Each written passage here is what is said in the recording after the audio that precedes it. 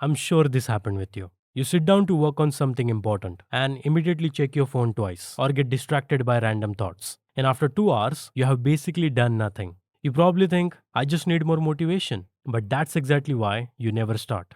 So, how do you actually enter flow state? Most people say just eliminate distractions. But that's just a small piece. What you are actually missing is the three scientific conditions that make flow state possible.